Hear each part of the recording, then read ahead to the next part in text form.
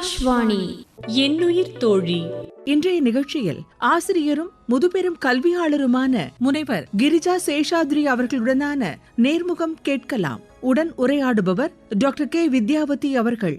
என்னுயிர் தோழிகளுக்கு அன்பான வணக்கம். சின்ன வயசுல நம்ம கத்துக்கிற விஷயங்கள் நம்ம மனசுல பசுமரத்தாணி போல ஆழமா பதிஞ்சு நம்ம வாழ்க்கை முழுக்க நமக்கு வழிகாட்டிக்கிட்டே இருக்கும். அந்த மாதிரியான நல்ல விஷயங்களை நம்ம மனசுல பதிய வைக்கிறதுல ஒரு முக்கியமான பங்கு நம்முடைய ஆசிரியர்களுக்கு இருக்குன்னு சொல்லணும். அப்படிப்பட்ட ஒரு ஆசிரியரை தான் இன்னைக்கு நம்ம சந்திக்க போறோம். அதுவும் சாதாரண ஆசிரியர் இல்லைங்க, நம்முடைய பாரத பிரதமர் அவர்களே பாராட்டிய ஒரு ஆசிரியை நம்ம அரங்கத்துக்கு வந்திருக்காங்க. அவங்க யாருன்னு தெரியுது இல்லையா? கிரிஜம்மா நம்ம கூட பேச வந்திருக்காங்க. வணக்கம்மா. வணக்கம். முதல்ல நான் இந்த கேள்வி உங்ககிட்ட கேட்கணும். பிரதமர் உங்களை கூப்பிட்டு பாராட்டினப்போ அந்த தருணம் உங்களுக்கு எப்படி இருந்தது? ரொம்ப அருமையான கேள்வி. எல்லையில்லாத ஆனந்தமும் அதே சமயம் என்ன பேச போகிறோம், எப்படி கையாள போகிறோம். என்னுடன் 5 குழந்தைகளை அழைத்து சென்றிருந்தேன். அவர்கள் சரியாக பேசுவார்களா என்ற ஒரு எதிர்பார்ப்புகள், பலவிதமான ஒரு மனதில் எழுந்த ஒரு எழுச்சின்னு என்று சொல்லலாம். அப்படி இருந்தது. அவர் உங்களை பார்த்த உடனே கேட்ட அந்த முதல் வார்த்தை என்ன கேட்டார் உங்ககிட்ட? நமஸ்தே கோல்டன் ஜூப்ளி அப்படி என்று கேட்டார். ஏன்னா எங்கள் பள்ளிக்கூடம் ஜெயகோபால் கருடைய இந்து வித்யாலயா 1975 ஆரம்பிக்கப்பட்டது. அந்த பள்ளிக்கூடத்திற்கு தான் இப்பொழுது கோல்டன் ஜூப்ளி பொன் விழா நாங்கள் கொண்டாட போகிறோம். அதற்கு கூப்பிடுவதற்காக கிட்டத்தட்ட 2 வருடங்களாக நான் அவருக்கு கடிதம் எழுதி கொண்டிருக்கிறேன். மன் கி பாத்தில் அவர் சொல்கிற பாயிண்டில் என்னெல்லாம் என் பள்ளிக்கூடத்தில் இருக்குது, அதை எப்படி செய்கிறோம் எல்லாம் எழுதி ஒரு 25 கடிதங்கள் இருக்கும். அதன் முடிவு தான் அந்த சந்திப்பு. அப்படி ஒரு சந்திச்சு கேட்கும்போது அந்த தருணம் பற்றி சொல்லுங்க எங்களுக்கு. அந்த மொமெண்ட்டில் ரொம்ப ஆச்சரியமாக இருந்தது எனக்கு. சரி, நீங்கள் சொல்லுங்கள், உங்கள் பள்ளிக்கூடம் ஜெயகோபால் கருடைய இந்து வித்யாலயா, எல்லா பள்ளிக்கூடம் அதே பேரா இல்லை வேறு பேரா அப்படின்னு. நான் சொன்னேன், இல்லை, எல்லா பள்ளிக்கூடங்களும் இந்து வித்யாலயங்கள் என்று தான் அழைக்கப்படுகின்றது. ஆனால் டோனர் கொடுக்கின்ற ஒவ்வொரு பள்ளிக்கு அவங்களோட பெயரை நாங்கள் கொடுப்போம். கணிசமான தொகை கொடுக்கும் பொழுது அவர்களுடைய பெயரை கொடுப்போம் என்றேன். ஓ அச்சா, சரி, நீங்கள் எவ்வளோ டொனேஷன்லாம் கொடுத்துருக்கீங்க சொல்லுங்க பார்க்கலாம் அப்படின்னு உடனே அடுத்த கேள்வியை கேட்டார். கேட்டவுடனே நான் சொன்னேன், குஜராத் எர்த்குவேக்கு, அஸ்ஸாம் ஃப்ளட்டுக்கு, எல்லையோட ஃப்ளாஷ் ஃப்ளட்ஸுக்கு கொடுத்துருக்கோம். அப்புறம் ஓராசிரியர் பள்ளிக்கூடங்களில் இருக்கிற குழந்தைகள் வீட்டிலலாம் டாய்லெட் கிடையாது. திருவள்ளூர் மாவட்டம், ஸ்ரீபெரும்புதூர், காஞ்சிபுரம் மாவட்டங்கள் அங்கெல்லாம் டாய்லெட்டே கிடையாது. வீட்டில் இரவு வரைக்கும் அந்த குழந்தைகள் வெயிட் பண்ணி போவாங்க. இந்த 1000 வீடுகள்லையும் இப்போ கட்டி கொடுத்துட்டோம். அதில் 50 கழிவறை கட்டி கொடுத்தது எங்கள் குழந்தைகள். அதை சொன்ன உடனே அவர் ரொம்ப ஆச்சரியப்பட்டார். ஏன்னா அவரே 3 பாராட்டு கடிதம் எங்களுக்கு கொடுத்துருக்கார். இந்த கழிவறைகளை பற்றி நாங்கள் கட்டியிருக்கோம்னு சொன்ன போதெல்லாம் கொடுத்துருக்கார். அதனால் இதெல்லாம் வரிசையாக சொல்லிகிட்டே வந்தேன். நான் சொன்ன உடனே சரி, அடுத்தது வேறு என்ன ஸ்பெஷல் அப்படின்னு. அப்புறம் நான் சொன்னேன், ட்ரெக்கிங் போயிருக்கேன் என் குழந்தைகளுக்கு. ட்ரெக்கிங்கில் கிட்டத்தட்ட எங்கெல்லாம் போயிருக்கீங்க ட்ரெக்கிங் அப்படின்னு கேட்டார். நான் சொன்னேன், குலு மணாலி, சந்தக்கனி பாஸு, சார் பாஸு, ஹர்கிதூன்கிற அந்த ஏலகிரி மலையில் இங்கே இருக்கிற சென்னையில் அங்கே போயிருக்கோம். பக்கத்தில் இருக்க அருகில் இருக்கிற குட்டி குட்டி மலை, திருநீர் மலை, அந்த மாதிரி மலைகள் ஏறும்படியாக இருக்கிற இடத்தெல்லாம் பற்றி சொல்லியிருந்தேன். அவர் அதை ரொம்ப இன்ட்ரெஸ்டிங்காக கேட்டுகிட்டே வந்திருந்தார். அதுக்கப்புறம் நான் சொன்னேன், என் பள்ளிக்கூடத்தில் ஃபைன் ஆர்ட்ஸ் அது ஒரு டிபார்ட்மெண்ட்டு, விஸ்வ கலா கேந்திரான்னு சொல்லிட்டு 10 ஆக்டிவிட்டி சொல்லித்தரோம். அதை பற்றி சொன்னேன். அடுத்தது எங்கள் ஸ்கூலில் ATL லேப் இருக்குது. 9 ஹையர் செகண்டரி ஸ்கூலில் 6 ஸ்கூலுக்கு ATL லேப். இது சென்ட்ரல் கவர்மெண்ட்டோட அட்டல் டிங்கரிங் லேப்னு பேர். குழந்தைகள் ப்ராஜெக்ட்ஸ் பண்ணணும், AI எப்படி யூஸ் பண்ணணும், அப்புறம் பைத்தன் லாங்குவேஜ் எப்படி யூஸ் பண்ணணும், அதில் என்ன ப்ராஜெக்ட்ஸ் பண்ணி சமுதாயத்தில் இருக்கிற ஒரு பிரச்சனையை அவர்கள் ஒரு ப்ராஜெக்ட் மூலம் தீர்க்க முடியுமா என்று நினைக்கிறார்கள். அதை குழந்தைகள் பண்ணும்பொழுது ரொம்ப இருக்கு.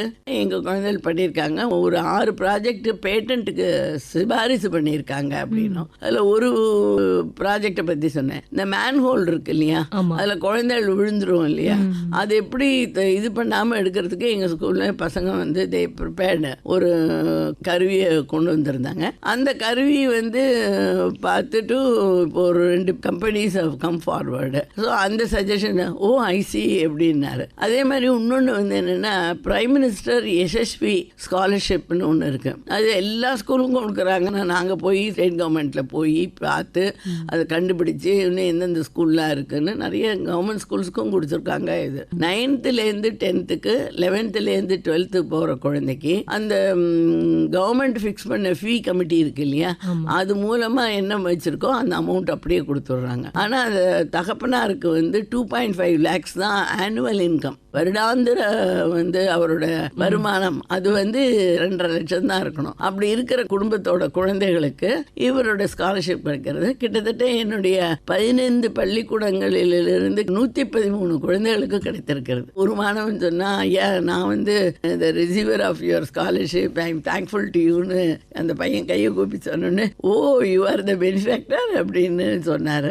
அது ரொம்ப இதுவாக இருந்தது. அதாவது மக்களுக்காக ஒரு திட்டம் நம்ம செயல்படுத்தும் போது அதனுடைய பயனாளி நேர்ல போய் பிரதமர்கிட்டே சொல்லும் போது எவ்வளவு மகிழ்ச்சியா இருக்கும். உண்மையிலேயே அது அவருக்கும் மகிழ்ச்சியாக இருந்தது. ரொம்ப ஆனந்தத்தோடு இது பண்ணார். அப்போ சொன்னார் வந்து வாங்க வந்து பக்கத்தில் உட்காருங்கன்னு சொல்லி குழந்தை இருக்குன்னு ஒரு யூகேஜி குழந்தை ஆக்ஷன் போயிருந்தேன். அது உடனே நான் உங்களோட கொஞ்சம் நாள் பேசட்டுப்பான்னு கேட்டது. ஒரு அழகாக சொல்லு, என்ன சொல்ல போகிற நீ, உடனே சரஸ்வதி ஸ்துதி அப்படின்னு சொல்லிட்டு பேரை சொல்லிட்டு தன்யான்னு சொல்லிட்டு அழகாக சரஸ்வதி ஸ்துதியை சொல்லிட்டு அடுத்தது காயத்ரி மந்திரம்னு சொல்லிட்டு அழகாக சொல்லியிருந்தேன்.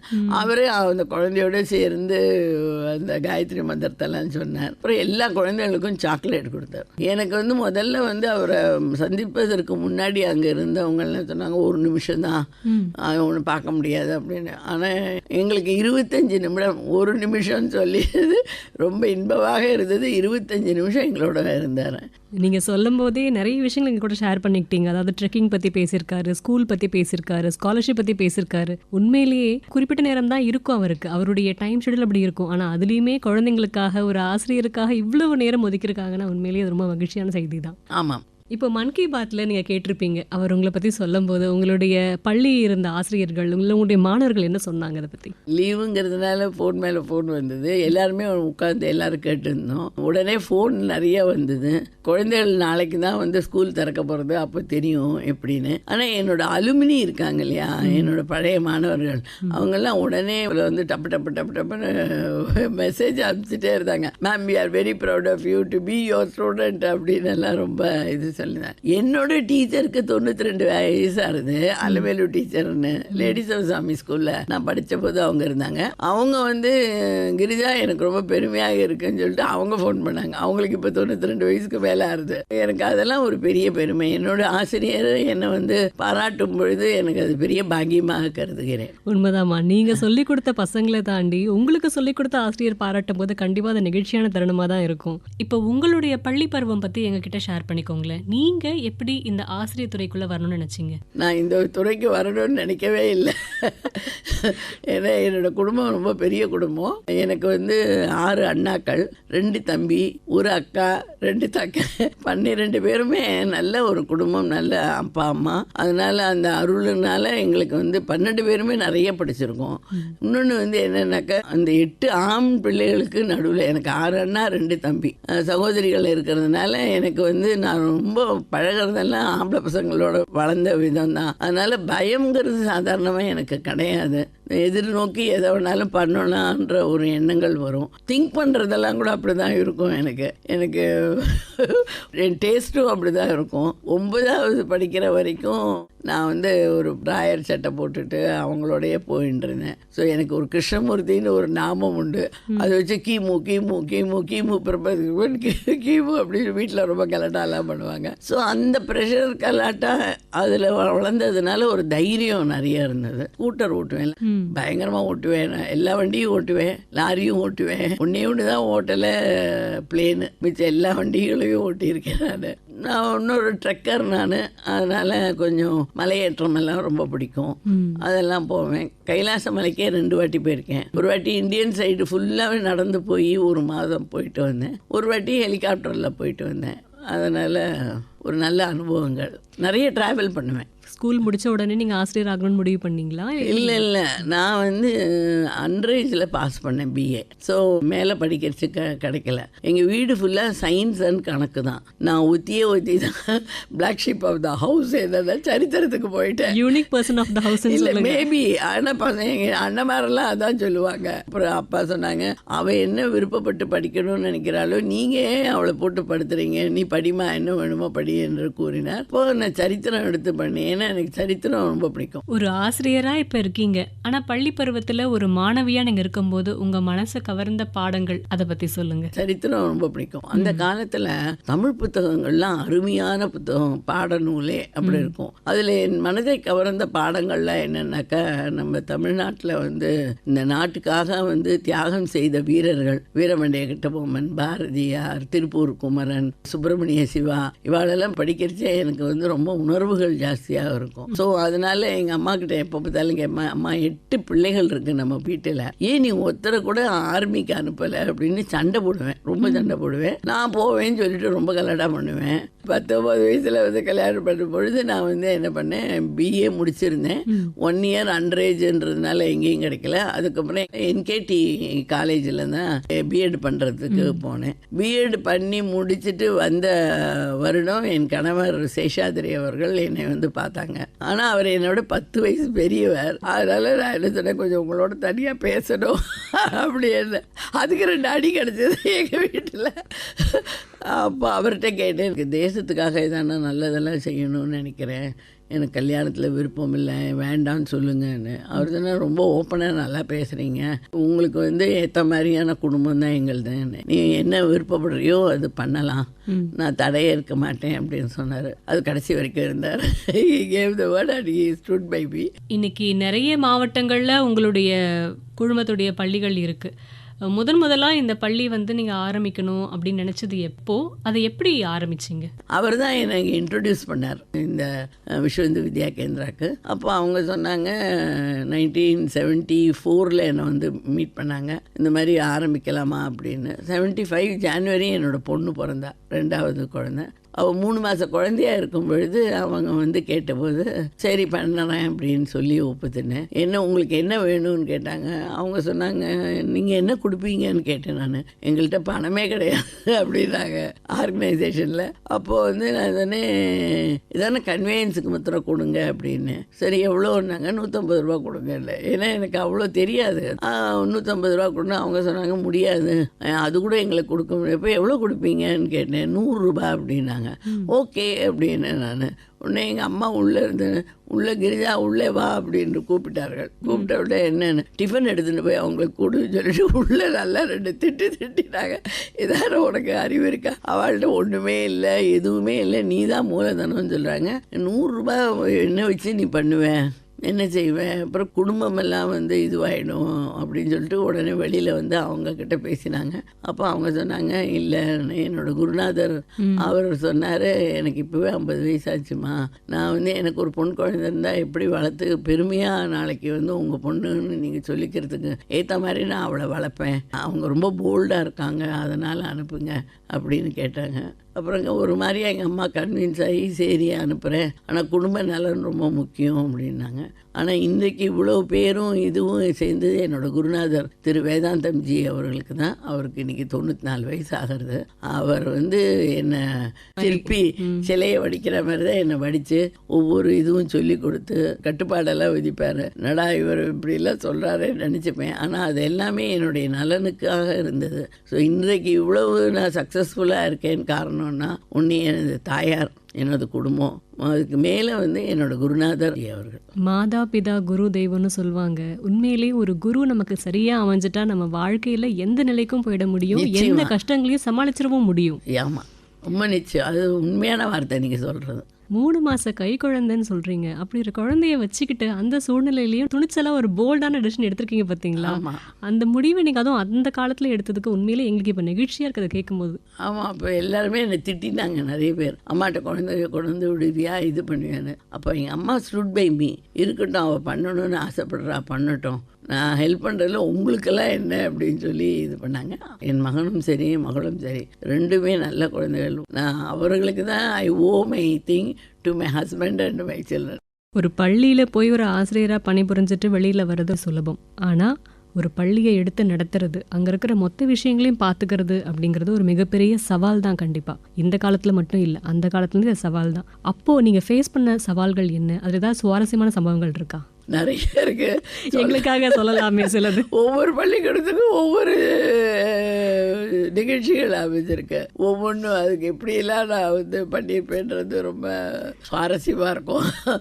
மாம்பழத்தில் வந்து பழைய மாம்பழத்தில் இருக்கு போஸ்டல் காலனியில் நான் ஆரம்பித்தது வந்து 7 குழந்தைகளோட எல்லையம்மன் கோயில் தெருவில் ஒரு ட்ரஸ்டி இடத்துல balwadi cum small school Hindu Vidyalaya ஆரம்பித்தோம். முதல்ல 7 குழந்தைகளோடு ஆரம்பித்தது. அந்த விஜயதசமிக்கே கிட்டத்தட்ட ஒரு 103 குழந்தைகள் சேர்ந்தாங்க. ஆச்சரியமாக இருந்தது, நல்லா எல்லாருக்கும் பிடிச்சது இது. சரி, வித்தின் 1 or 2 இயர்ஸில் 300-350 வந்து எடுத்தோம். அப்புறம் இது அத்தனூண்டு இடத்துல வந்து அது வந்து ஒரு 4-5 கிரவுண்டு இருக்கும், அவ்வளோதான். எப்படி என்ன பண்ணலான்ற பொழுது, அதாவது ஒரு ஏரியாவில் ஒரு சொசைட்டி இடத்த வாங்கி இது வீடுகள் கட்டும் பொழுது ஒரு 10 கிரவுண்டாவது மினிமம் வந்து காமன் பர்பஸ்க்குன்னு வைக்கணும். காமன் பர்பஸ்னாக்கா அது விளையாட இடமா இருக்கலாம், இல்லை வந்து ஒரு ஸ்கூலாக இருக்கலாம், இல்லை வேறு ஏதானும் செய்கிற இந்த மாதிரி எல்லாருக்கும் பயன்படுகின்ற இடமா இருக்கலாம். அந்த மாதிரி ஒரு 10 கிரவுண்டு இப்போ நாங்கள் கார்பரேஷனோட போய் கேட்டு சொசைட்டி பீப்புள்கிட்ட கேட்டு எல்லாம் அப்ளை பண்ணி அதெல்லாம் வாங்கி அதை இது பண்ணும்பொழுது கட்ட ஆரம்பிக்கும் போது டபால்னு நிப்பாட்டிட்டாங்க. எல்லோரும் எங்களுக்கு திருப்பி லேண்டை கொடுன்னு சொல்லி அந்த சொசைட்டி கேட்டு அது ஒரு பெரிய போராட்டமே நடந்து என்ன அப்புறம் என்னால் பில்டிங் கட்ட முடியாமல் நின்று போயிடுது. இந்த ஃபவுண்டேஷன் போட்டது அதுக்கு மேலே வெறுமை கூரையை போட்டு கிட்டத்தட்ட ஒரு 7-8 ஆண்டுகள் கூரையிலேயே குழந்தைகள் படித்தாங்க. கடைசியில் வந்து இங்கே கவர்னர்ஸ் ரூல் வந்தது. அப்போது அவர் அலெக்சாண்டர் இருந்தார், ஜிவி ராமகிருஷ்ணான்னு IAS.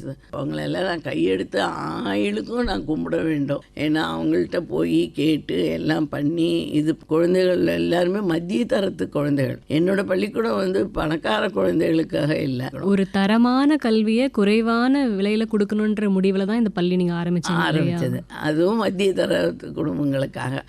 அதனால் இதை புரிஞ்சுட்டார் திரு ஜிவி ராமகிருஷ்ணா. போய் எல்லாத்தையும் விவரமாக சொன்னோடனே அவர் வந்து அதை ஏற்பாடு பண்ணி பில்டிங் கட்டுறதுக்கும் லைசன்ஸ் வாங்கி கொடுத்து எல்லாம் வந்து முறைப்படி பண்ணி இந்த பில்டிங் கட்டினது ஒரு பெரிய அச்சீவ்மெண்ட்டு. நீங்கள் சொல்லும் போதே எங்களுக்கு அந்த பயணம் வந்து கண்ணு முன்னாடி தெரியுது. நிறைய சவால்களை கடந்து தான் நீங்கள் குழந்தைங்களுக்காக இன்னைக்கும் செஞ்சுட்டு இருக்கீங்கன்றது எங்களுக்கு நல்லாவே. அதே மாதிரி ஆதம்பாக்கத்தில் வந்து GK ஷெட்டி இந்து வித்யாலயான்னு இருக்கு. அந்த லேண்டு வந்து எங்களுக்கு வந்து ஒரு ஸ்டாட்டிஸ்டிஷியன் இந்த UNOல இருந்த ரொம்ப அருமையான மனிதர்களை நான் என் வாழ்க்கையில் சந்திச்சிருக்கேன். அவரோட மனசு வெள்ளை மனசு. அந்த லேண்டை அப்படியே கிஃப்டாக பண்ணிட்டார். ஸோ அதுலேயும் ரொம்ப அழகாக இந்த பில்டரோட ஒரு உதவியினால் ஒரு நல்ல பெரிய பில்டிங் கட்டினோம். அந்த பள்ளிக்கூடம் கிட்டத்தட்ட 15 ஆண்டுகள் CBSE இருந்து அப்புறம் பேரண்ட்ஸோட ரெக்வெஸ்ட்டுக்காக தமிழ்நாடு போர்டுக்கு மாற்றிட்டோம். ஒவ்வொரு பள்ளியுடைய கட்டிடத்தின் பின்னாலேயும் ஒரு பெரிய கதையே இருக்கு. ஆமாம், ஒரு கதை உண்டு. அதெல்லாம் ரொம்ப விசித்திரமான அனுபவங்கள். Which I enjoyed it rather than அதை ஒரு பிரச்சனையாக நான் எடுத்துக்கவே இல்லை. அதே மாதிரி கன்னியாகுமரி மாவட்டத்தில் வந்து 7 பள்ளிக்கூடங்கள். ஒன்று வந்து நாகர்கோவில் டவுன்லேயே இருக்குது, இன்னொன்று வந்து அது ஹையர் செகண்டரி, இன்னொன்று வந்து டவுனில் இருக்கிறது வந்து நாகராஜா கோவில் கிட்டக்கையே இருக்குது, அது பக்கத்துலேயே. அப்புறம் இன்னொன்று வந்து நம்ம திருவாவூடுதுறை ஆதீனம் இருக்காங்க இல்லையா, நாங்கள் பள்ளிக்கூடம் ஆரம்பித்து எங்கே போகிறது விரிவாக்கத்துக்கு இல்லையன்ற பொழுது ஆதீனத்தை போய் பார்க்கலான்னு சொல்லிட்டு திருப்பரங்குன்றத்தில் இருந்தார். அப்போது நான் போய் சேரிச்சேன் ராத்திரி 10 மணி அங்கே. அப்போ சொல்லிட்டாங்க சாமி வந்து மேலே இருக்காங்க பிரார்த்தனையில், அவங்க வரப்போகுதுன்னு. 1 மணிக்கு கீழே இறங்கி வந்தார். நடுராத்திரி. ஆமாம், 1 மணிக்கு தான் கீழே இறங்கி வந்தார். அவர் தியானத்தில் இருந்ததுனால வந்த உடனே இப்படி ஆஹா உங்களுக்காக தான் காத்துட்டுருக்கேன், கொடுத்துடலாமே, நீங்கள் பார்க்கலாமே, செய்யலாமேன்னு 2 ஏக்கர் கொடுத்தாரு. ஏன்னா அப்படி தவிச்சுட்டு இருந்தபோது அந்த இடம் எங்களுக்கு கொடுத்து என்ன செய்வீங்க நீங்கள், என்ன கொடுப்பீங்க அப்படின்னு. இன்னும் வேண்டாம், எங்களுடைய முதல் ஆச்சாரியன் வந்து நமசிவாய மூர்த்திகள், அவர் பேர் உங்கள் ஸ்கூலுக்கு வைப்பேலான்னு. ஸோ அந்த பள்ளிக்கூடத்துக்கு Shri Namachivaya Moorthigal Hindu Vidyalaya matric higher secondary ஸ்கூல்னு பேர். அது வந்து கிருஷ்ணன் கோவிலில் இருக்குது. அங்கேயே தக்கலையில் அதே மாதிரி தான் ஒரு இடம் வாங்கியிருந்தோம். நெல் இது பண்ணுவாங்களே அந்த இதில், அதுக்கு பக்கத்தில் அப்புறம் இடம் வாங்கி பெரிய அந்த NH ஹைவேல ஒரு பெரிய பள்ளிக்கூடம். அதுக்கு வந்து ஒரு டோனர் வந்து அவர் எனக்கு எப்படி பரிச்சயமானாருனாக்கா, பிளட் டொனேஷன் பண்ணுவோம் நாங்கள் வருஷம் ரிப்பப்ளிக் டேக்கும் இண்டிபெண்டன்ஸ் டேக்கும். அந்த இது பண்ண போது அந்த பிளட்டு இதும்போது அந்த பிளட்டுக்கு இருக்கவங்களுக்கு பிஸ்கெட்டு இது அது எல்லாம் தர்றதுக்காக இவங்க இந்த கம்பெனி முன்னாடி வந்தது. அப்போ 1 வருடம் ஆச்சு, 2 வருடம் ஆச்சு. நான் அப்புறம் அந்த மிஸ்டர் சாரியை மீட் பண்ணேன். தக்கலையிலையும் ராதாகிருஷ்ணபுரத்துலேயும் இருக்குது 2 ஸ்கூலுக்கு. ஒரு ஸ்கூலுக்கு அவள் அம்மா பேர், இன்னொரு ஸ்கூலுக்கு அவள் அப்பா பேர் போட்டு கிட்டத்தட்ட ஒரு 5 கோடிக்கு அவர் எங்களுக்கு கொடுத்துருப்பாரு. ரொம்ப அருமையான மனிதர். ஸோ அவங்க மனதிலையும் அந்த சமூக சிந்தனைகள் நிறைய இருக்கிறது வந்து சந்தோஷமாக இருந்தது. இப்போ வெளியிலேருந்து நிறைய பேர் உங்கள் பள்ளிக்காக உதவி செஞ்சுருக்காங்க அப்படின்னு சொன்னீங்க. உங்கள் பள்ளிக்கூடத்திலே படித்த மாணவர்கள் பிற்காலத்தில் உங்கள் பள்ளிக்கு உதவின சம்பவங்கள்லாம் இருக்கா? 2 குழந்தைகளை பற்றி சொல்லணும். ஒரு குழந்தை வந்து ஹரீஷ் நந்தா. அவன் கோவிட் இதும்போது ஒரு 9 லட்சம் ரூபாய் ரொம்ப தவிச்ச போது அவன் எங்களுக்கு 9 லட்சம் ரூபாய் அப்படியே செக் எழுதி கொடுத்தான். இன்னொரு பையன் ராமநாதன், அந்த பையன் 11th and 12th தான் படித்தான். அவனும் வந்து என்ன பண்ணுவான், தேடின்னு வந்து என் ஸ்கூலில் படித்தான். ரொம்ப அருமையான பையன். அவன் கிட்டத்தட்ட ஒரு 5 ஆண்டுகளாக வருடத்திற்கு 3 லட்சம் ரூபாய் ஏழை குழந்தைகளோட ஃபீஸ் கட்ட முடியாத தவிக்கும் குழந்தைகளுக்காக வருஷம் 3 லட்சம் கொடுக்குறான். 5 வருஷமாக கொடுத்துட்டுருக்கான். இதுக்கெல்லாம் முன்னோடியாக பினாய் குமார்னு ஒரு பையன், அவன் வந்து ஆதம்பாக்கத்தில் படிச்சிருந்தான். நான் ஹிஸ்ட்ரி கிளாஸ் ரொம்ப இதுவாக எடுப்பேன் குழந்தைகளுக்கு உணர்வாக. அதனால் அவன் போய் மிலிட்ரியில் ஜாயின் பண்ணிட்டான். நான் எதை வந்து ஆசைப்பட்டேனோ அது அந்த பையன் பண்ணான். அப்போது வந்து எனக்கு திடீர்னு ஒரு நாளைக்கு வந்து ஒரு மணி ஆர்டர் வந்தது. மணி ஆர்டரில் 150 ரூபாய் குருதட்சணைன்னு வந்தது. அதில் எழுதியிருந்தான் அந்த பையன். அந்த காலத்துலலாம் மணி ஆர்டரில் எழுத முடியும் தெரியுமா, அந்த மணி ஆர்டர் இப்போல்லாம் இல்லை. அது அந்த மணி ஆர்டரில் என்ன எழுதியிருந்தான்னா, அவன் வந்து dear madam, I came to meet you 3 times. Unfortunately, I could not meet you. I felt very bad about this. But I am sending this 150 rupees as my Guru Dakshina. The way you taught history and made me to join military after 12th standard அப்படின்னு சொல்லிட்டு, your signature in this will be my autograph அப்படின்னு சொன்னோம். எனக்கு கண்ணில் தண்ணியே வந்துடுது அந்த குழந்தை எழுதினதை பார்த்து. அது புதிய அனுபவம் எனக்கு. அப்போ இதெல்லாம் வந்து மிச்சம் பசங்களோட ஷேர் பண்ண போது, எங்கள் ஸ்கூலில் வந்து 6, 7, 8 பசங்களுக்கெல்லாம் கேம்ப் நடத்துவோம். 3 நாள் 4 நாள் கேம்ப்பு. எப்படி அவர்களே இருந்துக்கணும், எப்படி அவர்களே செஞ்சுக்கணும், எப்படி தூய்மையாக இருக்கணும் எல்லாம் சொல்லிக் கொடுப்போம். அப்போ அந்த கேம்பில் சொன்ன உடனே பசங்கள்லாம் சொன்னேன், நாங்களும் பெரியவங்க எல்லாம் சம்பாதிக்கிறச்சே கொடுப்போம் மேடம்னு. அது இன்றைய வரைக்கும் என் குழந்தைகள் கடைப்பிடிக்கிறார்கள். ஒவ்வொரு குடியரசு தினத்துக்கும் அவங்க தான் வந்து கொடியேற்றுவாங்க, அவங்க கான்ட்ரிபியூட் பண்ணுவாங்க. அந்த பணம் வந்து அலுமினி ஃபண்டுன்னு போகும். அதுலேருந்து குழந்தைகளுக்கு கொஞ்சம் ஹெல்ப் பண்ணுவோம் பணம் கட்டுறதுக்கு எல்லாம். அதாவது படிப்பு மட்டுமே வாழ்க்கை கிடையாது, படிப்பை தாண்டி சமூக சேவைன்னு ஒரு விஷயம் இருக்குன்றத மாணவ பருவத்திலே அவங்களுடைய மனசில் நீங்கள் ஆழமாக பதிய வச்சுருக்கீங்க. அதன் காரணமாக ஒருத்தர் போய் மிலிட்டரிலையும் ஜாயின் பண்ணிருக்காருன்னு சொல்கிறீங்க. கேட்கும் போதே ரொம்ப மகிழ்ச்சியாக இருக்குது மேம். சிறு துளி பெருவெள்ளம்னு சொல்லுவாங்க. 1 ரூபாயில் என்ன பண்ணிட முடியும் அப்படின்னு நம்ம கேள்வி கேட்போம். அந்த 1 ரூபாயில் நீங்கள் பண்ண அந்த சாதனை, அதை பற்றி எங்கள் நேயர்களுக்காக சொல்லுங்கள். அதுக்கு மோட்டிவேஷனே நம்ம பிரதமர் தான். மன் கி பாத்தில் அவர் சொன்னார். எப்படி சொன்னார்னா, ரொம்ப அழகாக அவர் பேசுகிறதே வந்து ரொம்ப இனிமையாக இருக்கும். அதாவது உங்கள் மனசை கவரும். அவர் வந்து அதில் ஒவ்வொன்றும் எவ்வளோ அக்கறை, இந்த தேசத்தோட வந்து ஒரு என்வரான்மெண்ட் சுற்றுப்புற சூழ்நிலை பற்றியும், இந்த இராணுவ வீரர்களுக்காக வந்து உருகி இருக்கா, போய் அவளோட பண்டிகைகளை கொண்டாடி இருக்கா. அதெல்லாம் வந்து இவர் ஒருத்தர் தான் பண்ணி ஒரு மாடல் லீடர் யாருன்னா நம்மளோட பிரதமர் தான். இவ்வளோ வருடங்களுக்கு அப்புறம் நமக்கு கிடைத்திருக்கிறது அது பெரும் பாக்கியம் என்று நான் கருதுகிறேன். ஒவ்வொரு வாட்டியும் நாங்கள் மன் கி பாத் எல்லாருமே ஸ்கூலில் கேட்போம், சில சமயம் வீட்டில் கேட்போம், அப்புறம் வந்து பேசுவோம். அந்த வாட்டியும் நான் கேட்குற பொழுது அதில் என்ன சொன்னார்னா, இவ்வளவு ஜனத்தொகை இருக்கிற இந்த நாட்டில் ஒவ்வொருத்தரும் 1 ரூபாய் நம்ம கொடுத்தாலே போகிறோம். நம்ம இராணுவ வீரர்களுக்காக நம்ம வந்து நிறைய செய்யலாம். அவர்களுக்கு வந்து ஏன்னாக்கா இந்த கார்கில் வார் எதுக்காக நடந்ததுன்னா, அது ஒரு ஸ்ட்ராட்டஜிக் பாயிண்ட். அந்த இடத்துல போய் நீங்கள் நின்னீங்களா, நான் போயிருக்கேன் குஞ்சிங்கிற இடத்துல இமயமலைக்கு போகிற பொழுது இந்த லிப்புலே பாஸ்ன்னு இருக்கு. அது வந்து நம்மளுடைய நேபாளம், சைனா, இந்தியா 3த்துக்கும் கனெக்ட் பண்ணுற இடங்கள். அதெல்லாம் அந்த இடங்களில் பனியை பார்க்கணும். நீங்கள் நம்ம தென்னிந்தியாவில் நம்ம வீட்டுக்குள்ளே இது இருக்குமே தவிர வெளி உலகமே யாருக்குமே தெரியாது. நார்த்து எப்படிப்பட்ட இடம், சவுத்து எப்படிப்பட்ட நம்ம இங்கே ஒரு சின்ன மார்கழி மாத குளிர்க்கே எல்லாரும் தள்ள கட்டின்னு போகிறோமே. நார்த்து குளிரை பார்த்தா அவங்களுக்குலாம் பசங்கள்கிட்ட சொல்லுவேன் நான், நார்த் எப்படி குளிர் இருக்குது, எப்படி பனி இருக்குது, எப்படி பனி பொழின்றது, அது ஏன் அந்த இடத்துல பனி பொழிகிறது, what is the temperature of the region, அதெல்லாம் சொல்லிட்டு அந்த இராணுவ வீரர்களில் நான் பார்த்துருக்கேன். அவளோட முழங்கால் வரைக்கும் இறங்கிடுவா. அதில் ஒரு குத்தி எடுத்து காலை வச்சு இன்னொன்று தூக்கி வைக்கிறதுங்கிறது பெரிய காரியம். அப்போ அவளுக்கெல்லாம் நல்ல ட்ரெஸ் வேணும், நல்ல ஷூஸ் வேணும், அதெல்லாம் கிடையாது, ரொம்ப கஷ்டப்படுவாங்க. என்னோட ஒரு ஸ்டூடெண்ட் வந்து சென்ட்ரல் கவர்மெண்ட்டில் வேலையில் இருந்தான். அவன் சொல்லுவான், இந்த மாதிரி கம்பளி எல்லாம் போகும், இதெல்லாம் போகும், சில சமயம் நல்ல இது இருக்கும், சில சமயம் இருக்காது, பாவமாக இருக்கும் அப்படின்னு. ஸோ இதெல்லாம் பார்த்தபோது அவன் இந்த ₹1 நம்ம இப்போ கொடுத்தோம், நமக்கு இன்னைக்கு எவ்வளோ இருக்குது உலகத்தில். சைனாக்கு அடுத்த ஜனத்தொகை இருக்கிற நாடு நம்ம தான். இப்போ நிஜமாகவே கொடுத்தா அவளுக்கெல்லாம் எல்லாம் நம்ம ஃபஸ்ட் கிளாஸ் ட்ரெஸ்ஸஸ் கொடுக்கலாம், ஃபஸ்ட் கிளாஸ் பூட்ஸ் கொடுக்கலாம், அப்புறம் அதுக்கான கருவிகள் கொடுக்கலாம் எல்லாம் நினச்சி அவர் சொன்னார். அப்புறம் நாங்கள் நினச்சோம் 25 முடியறச்ச நமக்கு 50 வருஷம் முடிஞ்சு விடுறது.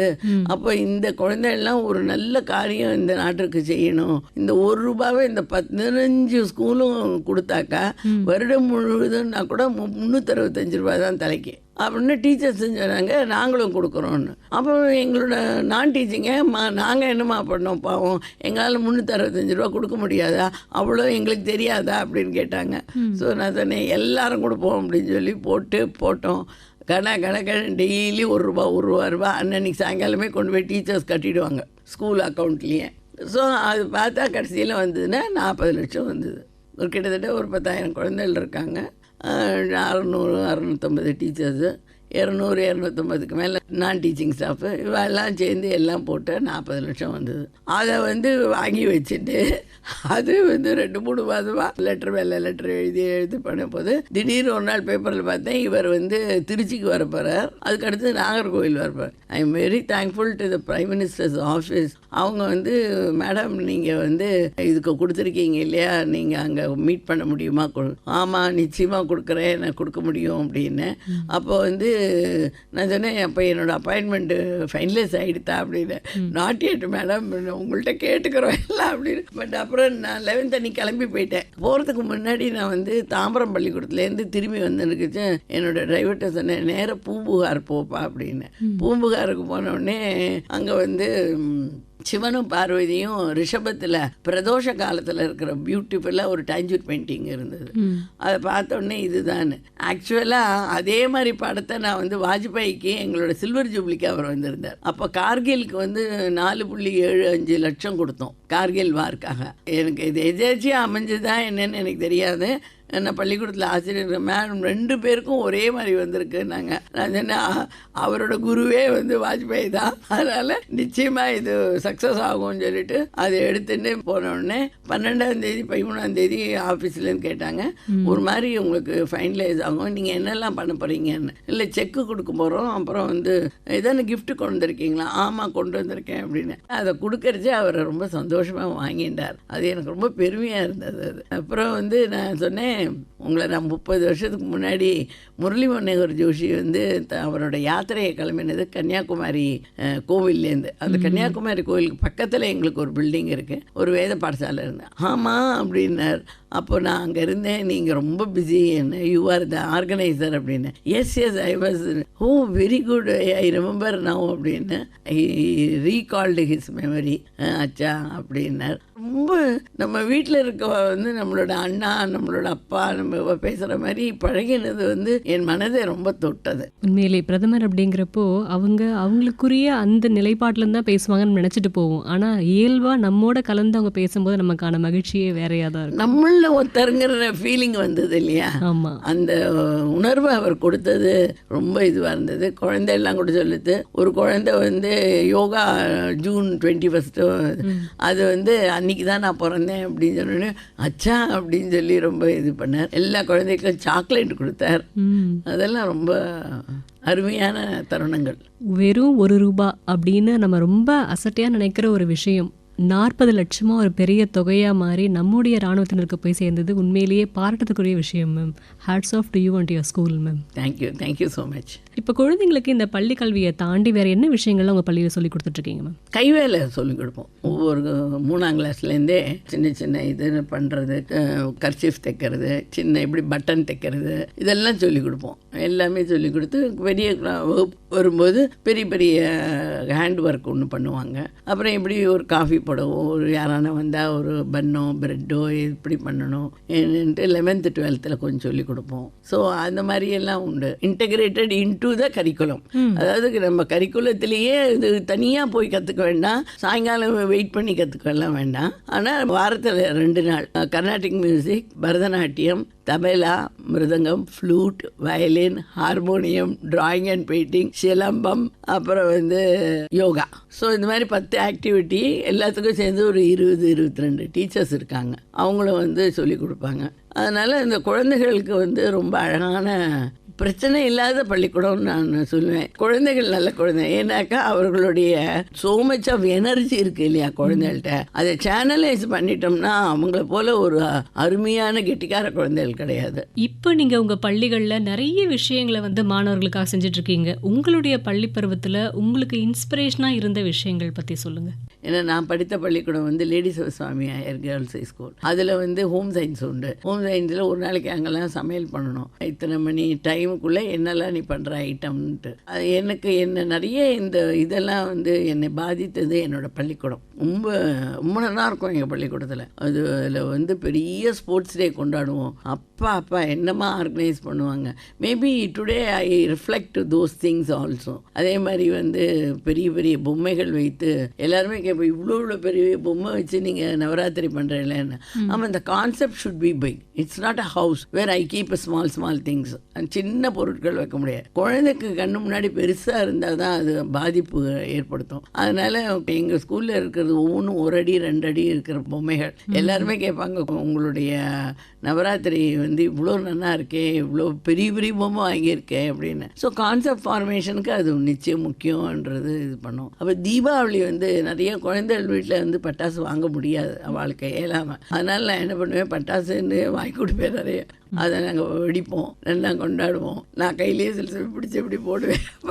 ஆனால் நீங்கள் பண்ணக்கூடாதுன்னு சொல்லுவேன். அவளை ரொம்ப நல்லா குழந்தைகளோட இது பண்ணுவேன். நல்ல முறுக்கு சீடை எல்லாம் பண்ணி கொடுப்பேன். அப்புறம் திருவண்ணாமலை தீபம் ஏற்றுவோம், அதுக்கு பொறி உண்டை கொடுப்போம். அதாவது நம்ம ஊரில் ஒவ்வொரு சீதோஷ்ண நிலைக்கு ஏற்ற மாதிரி தின்பண்டங்கள் அது யாரும் புரிஞ்சுட்டு பண்ணுறாங்களா இல்லையான்னு. ஏன்னாக்கா மழை காலங்களில் வரும், அதனால் கடுக்கு முடுக்குன்னு சாப்பிட்றதுக்காக தான் சீடை முறுக்கு இதெல்லாம் வச்சாங்க. அதே மாதிரி தான் பொறி உருண்டை, அவல் உருண்டை. அது ஏன்னா ஈவினிங் இதுவாக இருக்கும். அது சமயத்தில் மழை இருக்கும் அந்த காலத்தில். இப்போது நான் சிறுபொழுதில் பார்த்த மழை இப்போ கிடையாது. அப்போல்லாம் இப்போ பருவம் தவறாமல் மழை வரும். இப்போ கொஞ்சம் தவறி தான் வருகின்றது. ஆனால் அதுக்கு இந்த சீதோஷ நிலையை ஒட்டிய பட்சணங்கள் தான் நம்ம ஊரில். அதெல்லாம் நினைத்து பார்ப்பார்களா என்று எனக்கு தெரியாது. நம்ம கொண்டாடுற ஒவ்வொரு பண்டிகைகள், நம்ம கடைபிடிக்கிற ஒவ்வொரு விஷயங்கள் எல்லாத்துக்குமே பின்னாடி ஒரு ஆழமான கருத்து இருக்கு. அதை நம்ம யோசிக்காம வெறுமனே மேலனே கடைபிடிச்சிட்டு அதில் ஒன்றுமே இல்லைன்னு நினைக்கக்கூடாது. நீங்கள் சொன்ன மாதிரி நம்ம சீதோஷ நிலைக்கு ஏற்ற மாதிரி ஒவ்வொரு உணவு பண்டங்களை தயாரிக்கிறோம், ஒவ்வொரு விழாக்களை கொண்டாடுறோம், மக்களை ஒன்றிணைக்கிறதுக்கு அந்த விழாக்கள்லாம் பயன்படுது. ஆனால் நான் அதெல்லாம் என் பள்ளிக்கூட குழந்தைகளுக்கு சொல்லி, இதுதான் பெருமை, நம்ம நாட்டோட பெருமை, நம்ம பண்பாடுன்னா இதுதான். India is always special. உங்கள் வெளிநாட்டு பயண அனுபவங்கள், அங்கே நீங்கள் கற்றுக்கிட்ட விஷயங்கள் பற்றி சொல்லுங்கள். உலகத்தில் இருக்க நிறைய நாடுகள் என் ட்ராவல் பண்ணியிருக்கேன். அதனால் அங்கெல்லாம் போகும்பொழுது நான் இந்தியாவோட நாகரிகத்தை ஒப்பிட்டு பார்ப்பேன். அங்கேருந்து எழுதுவேன் குழந்தைகளுக்கு மெயிலில், இங்கே என்ன இப்படி இருக்குது ஏது இருக்குன்னு. அதில் ஒரு நிகழ்வு அமெரிக்காவிலேருந்து எழுதினேன், ஒரு நிகழ்வு ஜப்பானில் நான் போயிருந்த போது எழுதினேன். அதாவது ஒன்று என்னென்னா, நான் அவங்களுக்கு இந்த 4th ஜூலை இண்டிபெண்டன்ஸ் டே. அவங்க அதை லீவு தான் அவங்களுக்கு. அப்போ சம்மர் ஹாலிடேஸ் அவங்களுக்கு. அப்போ தான் அந்த சம்மர் ஹாலிடேஸில் இங்கேன்னா நம்ம ஸ்கூல் இருக்கோம், நம்ம எல்லாரும் வரோம் இல்லையா, அவளுக்கு ஸ்கூல் கிடையாது. அப்புறம் எப்படி கொண்டாடுவா அப்படின்றத பார்த்து எப்படி ஒவ்வொரு வீடும் கொண்டாடினாங்க. நமக்கும் அவளுக்கு இருக்கிற வித்தியாசம் என்ன, எப்படி இருக்குது, நமக்கு இன்னும் எப்படி சுதந்திர உணர்வு இருக்கணும் அப்படின்னு சொல்லிட்டு இது பண்ணேன். இன்னொன்று ஜப்பானில் நமக்கும் ஜப்பானுக்கும் என்னன்னாக்கா, டாய்லெட் இருக்குது பார்த்தீங்களா, அது வெஸ்டர்ன் டாய்லெட் கிடையாது, நம்ம இந்தியன் இந்தியன் டாய்லெட் மாதிரி தான் ஜப்பானில். ஏன்னா அதுதான் சுத்தம்னு அவங்க நினைக்கிறாங்க. நிறைய விஷயங்கள் வந்து நம்மளும் அவளும் இருக்கும். அவளுடைய அரண்மனையில் வந்து கதவுகள் வந்து இப்படி தான் திறக்கும், அதாவது உள்நோக்கி திறக்கும் சொல்றீங்க. ஆமாம், அது வந்து நம்மளுடைய அரண்மனைகள் எல்லாமும் அப்படி தான் இருக்கும். அப்புறம் வந்து மரத்தாலேயே இருக்கும். ஏன்னாக்கா எதிரி வரும்போது கட கட கடன்னு சத்தம் வரும். அந்த சப்தம் வந்து இவா நடக்கிறது எப்படி எதிரி நடக்கிறது எப்படின்னு தெரிஞ்சு அதுக்கேற்ற மாதிரி அவங்க பிளான் பண்ணுவாங்க அப்படின்லாம் சொல்லியிருக்காங்க. ரொம்ப நல்ல அனுபவங்கள் இருக்கிறதுனால அதெல்லாம் எழுதுவேன் குழந்தைகளுக்கு. அந்த மாதிரி அனுபவங்கள் பொழுது எல்லாமே குழந்தைகள் வந்த உடனே கேட்பாங்க எப்படி இருந்ததுன்னு. அப்புறம் ஹவாயில் வந்து எப்படி தீபகற்பம் உண்டாகுகின்றது, எப்படி எரிமலைகள் வந்து வெடிச்சு சிதறது, பக்கத்தில் போய் நின்று அதெல்லாம் பார்த்து அந்த குழம்பு இப்படி ஓடி வந்து தண்ணியில் அப்படியே சீல வரும். அது அப்படியே வந்து ஆற ஆற ஆற அந்த திட்டுகளாக அங்கே அப்படியே ஃபார்ம் ஆகிறதெல்லாம் எப்படின்னு யூஸ்வலாக எழுதுவேன். ஆனால் இதெல்லாம் பார்த்தாலும் பாரதம் பாரதம் தான். நம்ம நாட்டு நாகரீகமோ நம்மளுடைய இடங்களோ நம்ம கோவில்களோ நம்மளோட சீதோஷ நிலை எங்கேயுமே வராது. இந்த ஒன்று வந்து குளிர் பிரதேசம், இல்லைன்னா ஒரேடியாக ஹாட்டு பிரதேசம், மத்திய தரைக்கடல் நாடுகள் மட்டும்தான் வந்து கொஞ்சம் நம்ம இந்தியா மாதிரி இருக்கும்.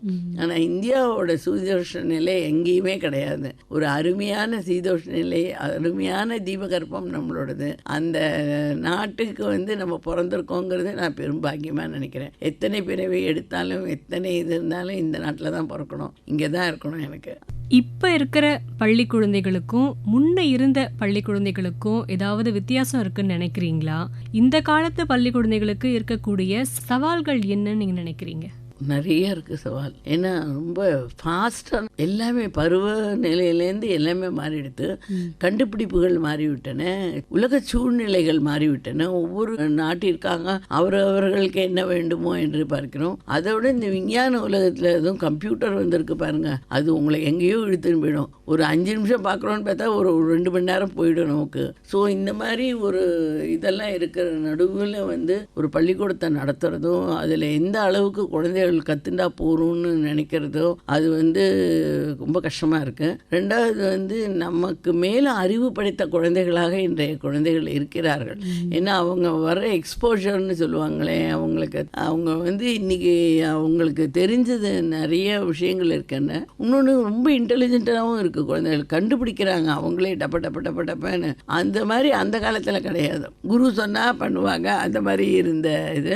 அந்த காலத்துக்கு நானே கொஞ்சம் ரிபல்லியஸ்ன்னு தான் நினைப்பேன். ஆனால் இப்போ இருக்கிற குழந்தைகள் படிச்சுட்டி. ஸோ அதில் ஆபத்தும் இருக்கிறது, அதில் வந்து மகிழ்ச்சியும் இருக்கிறது, அதில் வந்து முன்னேற்றத்துக்கான வழிகளும் இருக்கின்றது. அதை எந்த அளவுக்கு பேலன்ஸ் பண்ணி அப்பப்போ நம்ம கொடுக்கணுங்கிறது தான் ஆசிரியர்களோட பெரிய கடமைன்னு நான் நினைக்கிறேன். ஸோ எவ்வளோ தூரம் போகலாண்டா, நீ எவ்வளோ தூரம் போகக்கூடாது, எப்போ நீ போகலாம், எப்போ உன் மனதில் திடமான மனது இருக்குன்னு. அதுக்கு நிச்சயமாக யோகா வந்து நம்மளுடைய பிரைம் மினிஸ்டர் கொண்டு வந்தது பெரிய காரியம். அது வந்து உங்களை வந்து நெறிப்படுத்தும். யோகா வந்து பண்ணுற பொழுது அது வந்து உன்னுடைய உடல் மனம் எல்லாத்தையும் ஒரு ஒருங்கிணைக்கின்ற ஒரு செயல். அது வந்து பண்ணுன்னு நான் நினைக்கிறேன். ரொம்ப அருமையா சொன்னீங்கம்மா. சவால்களை கடந்து சாதிக்கணுங்கிற எண்ணத்தை குழந்தைங்க மனசுல பெற்றோர்களும் ஆசிரியர்களும் கண்டிப்பா விதைக்கணும். அது மட்டும் இல்லாம அந்த குழந்தைங்களும் அதை வைராக்கியத்தோட கடைபிடிக்கணும்.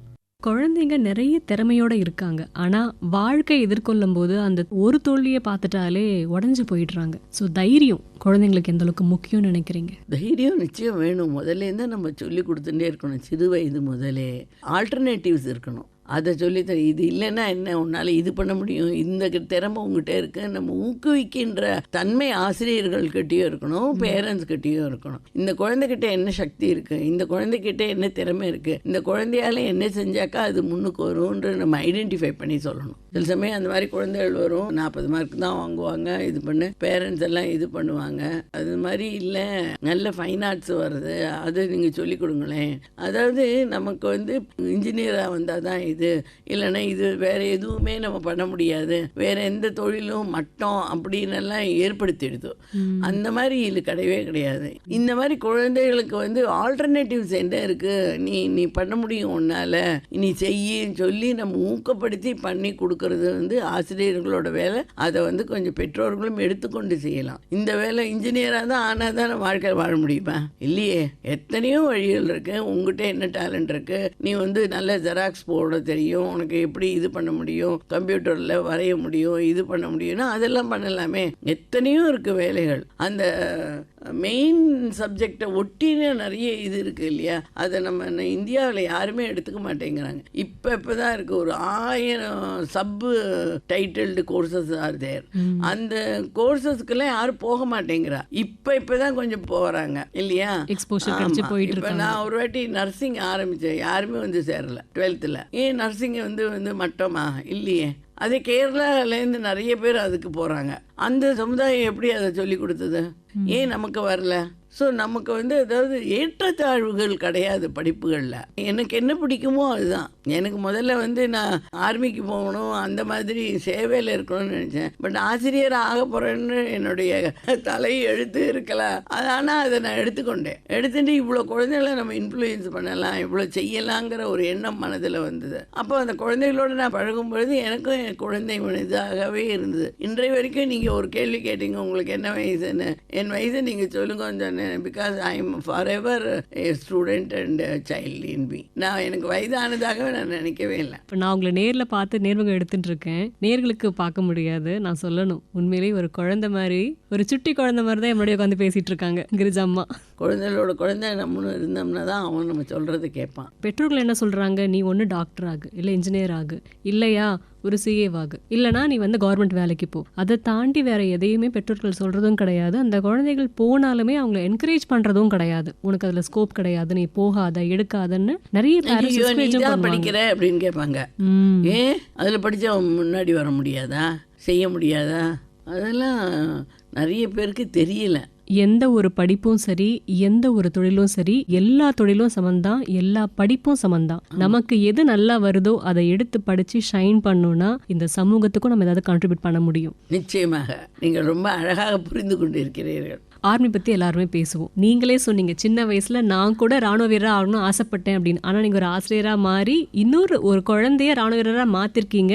அது மட்டும் இல்லாமல் ராணுவ வீரர்களுக்கான உதவிகள் செய்யறதுக்காக உங்களுடைய மாணவர்களையும் ஊக்கப்படுத்திருக்கீங்க. ஸோ இந்த மாதிரி சமூக சேவையை சின்ன வயசுலேருந்தே, பள்ளிக்கூட பருவத்திலேருந்தே ஆரம்பிக்கிறது எந்த அளவுக்கு அவசியம் மேம்? கொடுக்கணுங்கிற எண்ணமும் ஷேர் பண்ணிக்கிறோங்கிற எண்ணமும் எல்கேஜிலேருந்தே வரணும், நடுவில் எல்லாம் வர முடியாது. ஆக்சுவலாக இந்த ₹1 நாங்கள் கொடுக்கறதுக்கு முன்னாடி இவங்க நிர்மலா சீதாராமன் அம்மா இருந்தாங்க இல்லையா, அவங்க தானே டிஃபென்ஸ் மினிஸ்டராக இருந்தாங்க. அவங்க பாரத் கி வீர்னு சொல்லிட்டு ஒரு ப்ராஜெக்ட் ஆரம்பித்தாங்க. 15 லட்சம் ரூபாய். ஒரு சோல்ஜர் இதில் இறந்துட்டான்னா அந்த குடும்பத்துக்கு என்ன கொடுப்பீங்க? அவன் நாட்டுக்காக வந்தான். ஸோ அந்த 15 லட்சம் ரூபாயை வந்து கொடுக்கணும் அப்படின்னு. அப்போது வந்து அவங்க இருந்தபோது ஃபிக்கியில் இங்கே ப்ரோக்ராம் நடந்தது. அந்த ஃபிக்கி ப்ரோக்ராமுக்கு அவங்க வந்த போது நான் போயிட்டு 15 lakhs கொடுத்தேன். என்னோட 10th 12th of all the 15 schools வந்து எல்லாம் சேர்த்து 15 லட்சம் ரூபாய் கொடுத்தேன் நான். ஃபஸ்ட்டு இதுவே அதுதான். ஏன்னாக்கா அந்த கொடுக்கணுங்கிற மனது சின்ன எல்கேஜி குழந்தைலேருந்து எங்கள் ஸ்கூலில் சொல்லி கொடுத்துருவோம். அதனால ஈஸியாக இருந்து இந்த ₹1 மாத்திரம் அன்னன்னைக்கு ₹1 கொடுத்தாங்க குழந்தை. ஆனால் ₹1 முக்கியத்துவத்தை நீங்கள் இந்த நாடே உணர்ற மாதிரி பண்ணிட்டீங்க. எனக்கு அது ரொம்ப சந்தோஷமாக இருக்குது. ஏன்னா இப்படி ஒரு பப்ளிசிட்டி கிடைக்கும்னு நான் எதிர்பார்க்கவே இல்லை. இப்படி வந்து பிரதமர் வந்து இவ்வளோ அழகாக வந்து சொல்லுவார்னு நான் எதிர்பார்க்கல. 30 வருடத்துக்கு முன்னால் அவரை நான் மீட் பண்ணதை ஞாபகம் வச்சுக்கிறது தான். அச்சோ, என்ன தீட்சண்யமான ஞாபக சக்தி அவருக்கு. ஆமாம், ஐ மெட் ஹர் பிஃபோர் 3 decades அப்படின்ன போது எனக்கு பெருமை ஒரு பக்கம், ஆச்சரியம் ஒரு பக்கம், அதிர்ச்சி ஒரு பக்கம். எப்படி இவரால் எல்லாத்தையும் ஞாபகம் வச்சுக்க முடியறது, எப்படி பண்ண முடியறது? வாராது வந்த மாமணியை தோற்போமோன்னு வந்து பாரதியார் பாடின மாதிரி ஒரு மனிதர் நமக்கு கிடைச்சிருக்காங்க. அது நம்ம பிரதமர். நிச்சயமா நிச்சயமா.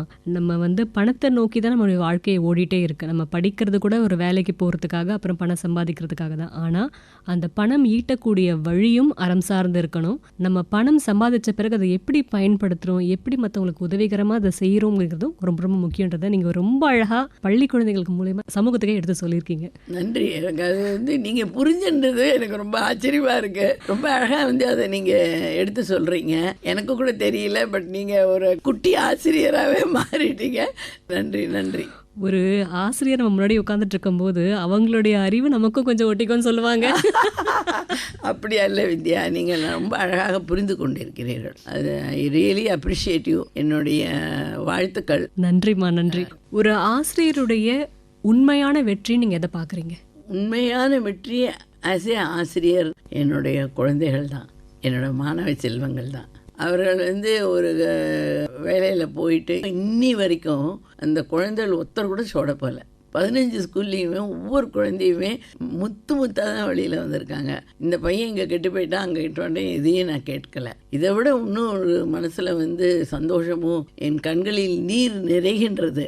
என்னன்னா ஒவ்வொரு பேரண்ட்டும் வந்து என் பையன் நிறைய சம்பாதிக்கிறான் மேடம், அப்பா அம்மான்னு சொல்லிட்டு ரொம்ப அன்பாக இருக்கான், வீடு வாங்கி தந்திருக்கான், கார் வாங்கி கொடுத்துருக்கான், என் உடம்புக்கெல்லாம் வந்ததுன்னா எல்லாம் பண்ணுறான், ரொம்ப சந்தோஷமாக இருக்குது, நல்ல குழந்தைகளாக வளர்த்து கொடுத்துருக்கேள் அப்படின்னு அவங்க சொல்கிறது என் மனதை ரொம்ப வந்து தொட்டிருக்கு. கண்களில் நீரும் வரும் எனக்கு அப்போது. அதாவது ஒரு மாணவன் நல்ல மார்க் வாங்கிட்டான்றது மட்டுமே ஒரு ஆசிரியருடைய குறிக்கோள் கிடையாது. அவன் ஒரு நல்ல மனிதனா வந்திருக்கான் அப்படிங்கிறது தான் ஒரு ஆசிரியருடைய உண்மையான வெற்றின்னு ரொம்ப அழகா சொல்லியிருக்கீங்க மேம். பெண்கள் முக்கியமா அவங்களுடைய வீட்டில் குழந்தைங்களுக்கு கண்டிப்பா இந்த விஷயத்த சொல்லிக் கொடுங்க அப்படின்னு நீங்க சொல்லக்கூடிய அறிவுரை என்னம்மா? நிறைய நேரம் அவங்க வந்து முதல்ல குழந்தைகளோட செலவிடணும். நிச்சயமாக நான் வேலைக்கு போகலாம், சம்பாதிக்கலாம், ஆனால் நான் வந்து 1 மணி நேரம் என் குழந்தையோட நான் உட்காந்து இன்றைக்கி என்ன நடந்தது, ஏது நடந்தது, உன் மனசில் சந்தோஷம் இருக்கா இல்லையா, ஏதானு நடந்ததா, உன் ஃப்ரெண்ட்ஸு யார், என்ன பண்ணி இன்னைக்குன்று தெரிந்து கொள்ளணும். அந்த மாதிரி ஒரு பந்தம் வந்து அந்த குழந்தைக்கும் தாய்க்கும் தந்தைக்கும் அந்த குழந்தைக்கும் இருந்தால் தான் குழந்தைகள் பாதை மாறி போக மாட்டார்கள். என்னை பற்றி அக்கறை கொள்வதற்கு என் தாயும் தந்தையும் இருக்கிறார்கள் என்ற எண்ணத்தை நம்ம உருவாக்கணும். அது ரொம்ப முக்கியம்னு நான் நினைக்கிறேன். 2வது பள்ளிக்கூடம். அங்கே வீடு சரியாயிடுதுன்னா நாடு தான் வீடு, 2ம் நன்னாயிடும். பள்ளிக்கூடம் தான் நாடு, அதுலேருந்து ஒரு பெரிய நாட்டுக்கு போயிடலாம். பள்ளிக்கூடம் அப்படிங்கிறது பின்னாடி நம்ம வாழ போகிற சமூகத்துடைய பிரதிபலிப்பு அப்படிங்கிறத ரொம்ப அழகாக சொல்லியிருக்கீங்க மேம். எங்களுடைய நிலையத்துக்கு வந்து இவ்வளவு நேரம் உங்களுடைய அனுபவங்களை எங்களோட பகிர்ந்துக்கிட்டீங்க. எங்கள் நேயர்களுக்காக நீங்கள் சொல்ல விரும்புகிற ஒரு விஷயம் மேம். நாடு அதை நாடு நாடாவிட்டால் ஏது வீடு. இதுதான் தேசம் முக்கியம், தேசபக்தி முக்கியம். நம்ம வாழ்கின்ற இந்த தேசம் வந்து உலகிலேயே ஒரு அபூர்வமான தேசம் என்று நான் நினைக்கிறேன். என்னுடைய அனுபவங்களின் பேரில் இந்த தேசத்தை வந்து நம்ம பாதுகாப்பது நமது முக்கியம். வேணான சண்டைகளோ இதுவோ நமக்கு வரக்கூடாது. இந்த தேசத்தை உலகத்திலேயே ஒரு சிறந்த பாரதமாக கொண்டு வர வேண்டியது நம்மளோட கடமை. நம்ம வந்து எல்லாருக்கும் எல்லாமும் கிடைத்தர வேண்டும், அதில் இருக்கணும், ஒரு நல்ல ஆட்சி இருக்கணுன்றது வந்து ஒரு பெரிய என்னோட அபிலாஷை. நமது நாடு வந்து உலகத்திலேயே வந்து ஒரு முன்மாதிரியான நாடு. அதை வந்து இன்னும் நம்ம பெருமைப்படுத்துறது நம்ம கையில் இருக்குது. நம்ம அனைவரும் அதை தான் உணர வேண்டுமே தவிர வேறு எந்த வேறுபாடுகளும் நம்ம மனசில் வரக்கூடாது. நாம் இந்தியன் என்ற ஒரு இதுதான் வரணும். அது இருக்க வேண்டும் என்று அனைத்து மக்களிடையே அந்த எண்ணங்கள் வளர இறைவனை பிரார்த்தித்து இன்றைக்கு உங்களை சந்தித்தது மிகவும் நன்றி. நன்றிம்மா. இதுவரை ஆசிரியரும் முதுபெரும் கல்வியாளருமான முனைவர் கிரிஜா சேஷாத்ரி அவர்களுடனான நேர்முகம் கேட்டீர்கள். உடன் உரையாடியவர் டாக்டர் கே. வித்யாவதி அவர்கள். படைப்பு ஆகாஷ்வாணி, சென்னை.